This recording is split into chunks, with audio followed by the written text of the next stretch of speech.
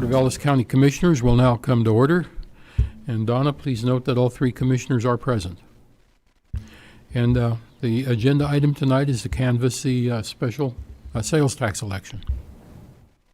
Okay, Donna Maskus, Ellis County Clerk, Election Officer. We held the sales tax election. You guys decided to do it by mail ballot.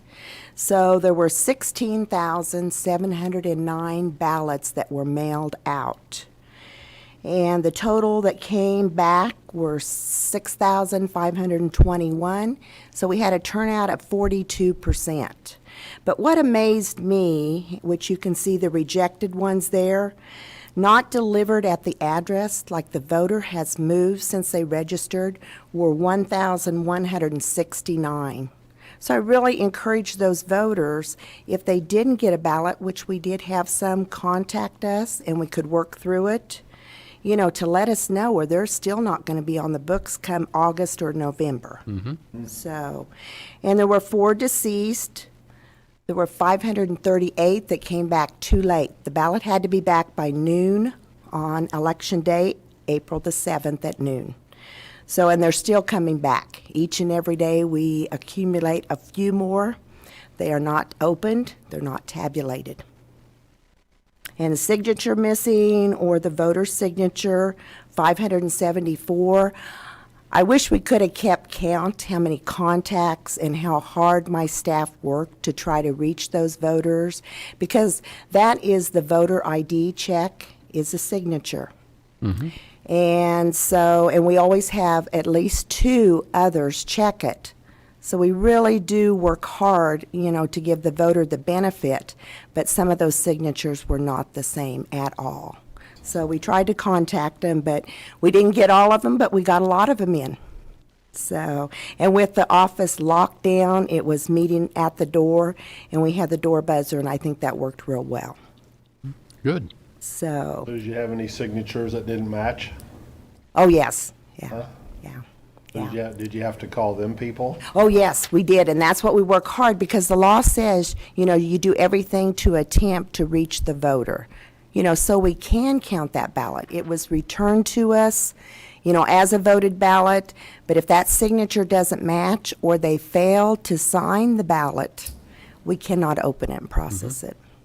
Donna, So, is this 574 number the amount that you weren't able to get in contact with and have signed? Those are the amount Right. that you didn't end up putting in as a vote? right, right. The law does allow them to be, let's see, as coming back, but they were not tabulated. So quite a few more people didn't sign, but you got them to come and sign. Right, a lot more. Like I said, I wish I had that tally for you, because my staff worked very hard to make the attempt to reach people. And I would say now with the COVID going on, we probably found more people at home, but Right. we didn't have the contact information. Most people do not include that on their voter registration. So that makes it kind of challenging to contact them. Sure. So I encourage people out there, if they didn't get a ballot, contact our office at 628-9410, and so we can get you registered for the upcoming elections. So now I'll present you. They were hand tabulated, so I'll let you look at those. Donna, was the 42% turnout, was that pretty much what you expected? I think it was good. I was just amazed with those came back that were not deliverable. Sure. You know, because we just went through, on the voter process with Kansas, we go through a check and balance with 27 states, and if the name and or the date of birth matches up, then those are sent to us, and we have to see who had the most current registration, and we go through a process like that. So that helps you clean up voters. You just cannot take a voter off. It has to be through an election material that was sent out to them that came back, or the voter tells us they do not wish to be registered. So it's quite a process. Sure it is. So, Yeah, about 7% were undeliverable, huh? I know. Wow. Yeah, I was amazed at that. So I'll give you these. Let you take a look. So those are all the hand tabulations. Yeah, lots of check marks on here. Yes. And you did check these over more than once, correct? Yes, definitely. It's quite a process. And a lot of voters question that their vote, we know how they vote.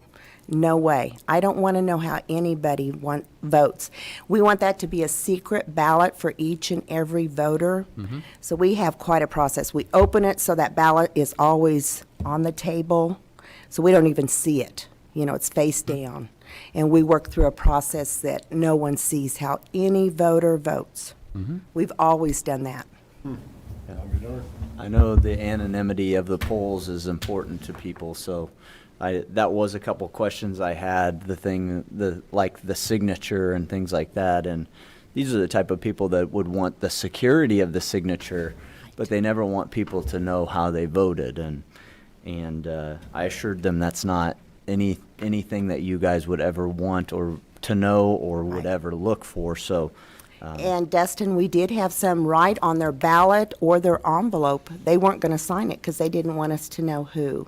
And it's too bad because we've got to match that up to check that ID, and that's how you do it for mail ballot or Their advance name ballots. is on the envelope, so. Yes. So we're very cautious with that. So I want to assure people of that. And we talk about the signatures, and I have some people say, well, how can you be qualified to check those signatures? Well, we work very hard to see any similarities at all. Secretary of State's phone conversation this week, that was one thing that their office stated, that they're going to have some webinars to train us better on checking that signature. Sure. So the state's going to have some training on that, and I'll have everybody in my office participate in that. Well, Donna, there's been some political talk that they should make the general election a mail-out election. What's your opinion on that? I'll have to tell you, we've talked about that because we have telephone conferences every week with the Kansas Secretary of State's office. It appears that the governor is not going in that direction. So what the Kansas election officers are doing, the direction that was given Wednesday is that we're supposed to prepare for our poll sites. That means I need to be gathering equipment to make it safe for our voters and for my election board workers.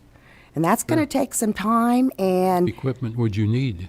well, gloves, mask, Okay. even though Darren said he could help us out with the mask, but, there's a lot of elements to the poll site. You Sure. enter, you touch, there's contact, so we'll have to take a look at that. Take temperatures at the door? That was asked, but it's not in the law. Okay.